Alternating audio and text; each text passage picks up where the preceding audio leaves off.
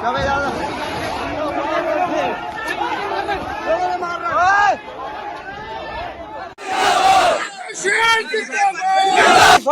अंधा हो गया था धामी, उसको नजर नहीं आ रहा था कि वो क्या कर रहा है। मुसलमानों मस्जिदें खाली कर दो वरना तुम्हें जीने नहीं दिया जाएगा।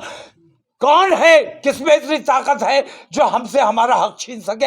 अब हम बराबर का मुकाबला करेंगे। अब कोई इंसाफ किसी से नहीं मांगा जाएगा, किसी हुकूमत के सामने हाथ नहीं जोड़े जाएंगे।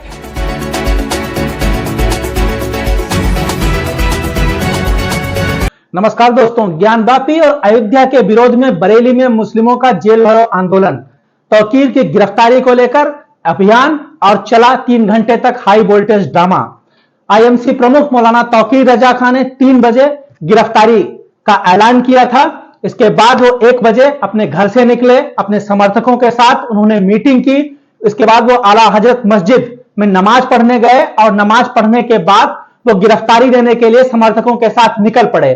पुलिस ने इस दौरान पूरे शहर में बैरिकेडिंग कर रखी थी। पुराना शहर से लेकर नावल्टी, कुतुब खाना, किला और मुस्लिम बाहुल्य वाले इलाकों में चप्पे चप्पे पर पुलिस और आरएएफ को तैनात किया गया था। इसके बावजूद भीड़ बैरिकेडिंग को हटाते हुए इस्लामिया ग्राउंड की ओर बढ़ती गई। मौलाना तौकीर ने 2-3 गलियों से निकलने की कोशिश की, लेकिन पुलिस और प्रशासन की टीमों ने उन्हें नहीं निकलने दिया। आखिरकार एक बैरियर पर उन्हें रोका गया, वहां जमकर हंगामा हुआ।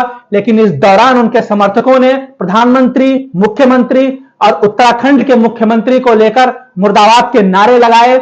यहां तक कि मौलाना तौकीर रजा खान ने प्रेस कॉन्फ्रेंस में प्रधानमंत्री नरेंद्र मोदी और उत्तराखंड के मुख्यमंत्री पुष्कर सिंह धामी को लेकर अमर्यादित शब्दों का इस्तेमाल किया।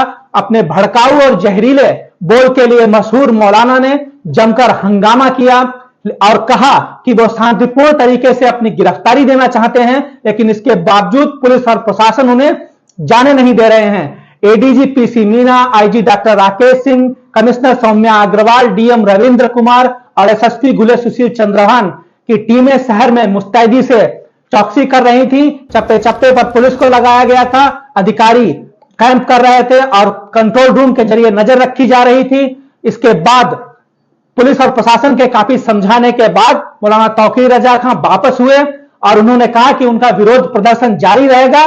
देश में बदअमनी का माहौल है। उन्होंने आला हुक्मरानों को लेकर भी अमर्यादित शब्दों का इस्तेमाल किया। इसके बाद जब लोग घरों को लौट रहे थे, इस दौरान सामतगंज पुल के नीचे फूलों की दुकानों पर लोगों ने हमला कर दिया और उपद्रवी भीड़ ने वहां पथराव किया, फूलों को फेंक दिया, वाहनों को तोड़फोड़ की। वहां जमकर हंगामा हुआ। जब पुलिस पहुंची तो उपद्रवी वहां से फरार हो गए। इस मामले में थाना बारादरी में मुकदमा दर्ज किया जा रहा है। पुलिस ने आधा दर्जन से ज्यादा लोगों को हिरासत में लिया है। 1-2 लोगों को हल्की चोटें आई हैं। इस पूरे मामले को लेकर देखें वीडियो, क्या कह रहे हैं अधिकारी और क्या कह रहे हैं एसएसपी और डीएम। इस पूरे मामले में भाजपा के राष्ट्रीय कोषाध्यक्ष राजेश अग्रवाल ने भी कड़ी टिप्पणी की है। उन्होंने कहा कि नफरत फैलाने और माहौल को भड़काने में मौलाना तौकीर को महारत हासिल है। मौलाना ऐसे ही कौम को भड़काने का प्रयास करते हैं और यही बरेली में नफरत के बीज बोते हैं और लोगों के बीच खाई को बढ़ाने का काम कर रहे हैं। देखें वीडियो।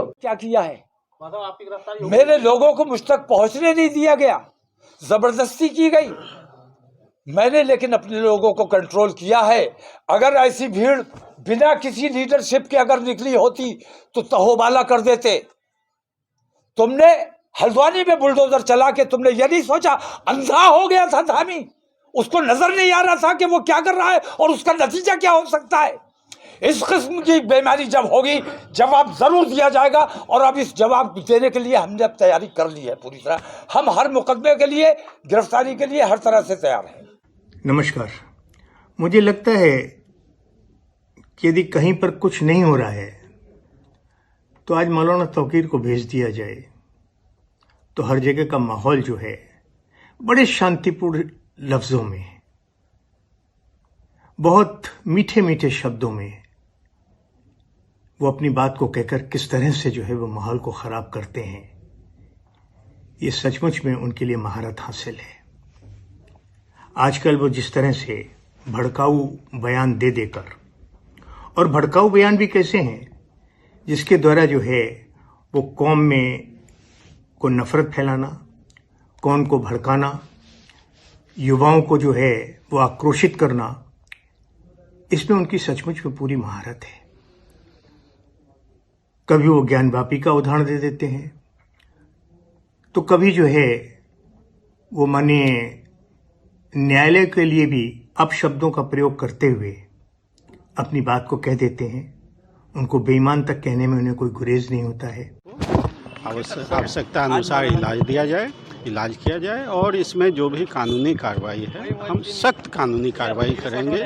किसी को भी कानून व्यवस्था अपने हाथ में नहीं लेंगे। कितने लोग घायल हुए हैं सर इस पूरे प्रकरण में? नहीं, मामूली सा चोट आया है, 2-3 लोगों को चोट आया है। वहाँ मौके पे एम्बुलेंस खड़ी है, जिला अस्पताल में डॉक्टर रेडी हैं, और लोगों से अपील की जा रही है कि इसके बारे में गुमराह किसी को ना किया जाए। मामूली चोट है, उसमें हम कड़ी कार्रवाई करेंगे। FIR हो रहा है और गिरफ्तारी की भी कार्रवाई। इस बयान और कुछ लोग लौट रहे थे, उस वक्त कुछ अराजक तत्वों के बीच और जो लौट रहे थे 2-3 लड़के, उनके बीच में कोई झगड़ा हुआ है और उसको लेकर के मारपीट हुई थी। उसमें पुलिस ने तत्काल मौके पर पहुंचकर स्थिति को संभाला है।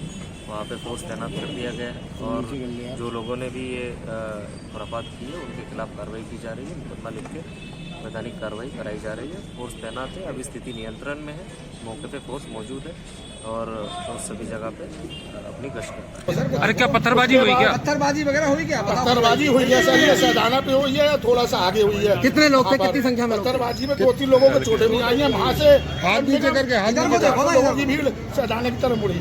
सैदाना की तरफ मुड़ता ही ये नल के पास आगे। इस मामले में क्या मुकदमा होना चाहिए?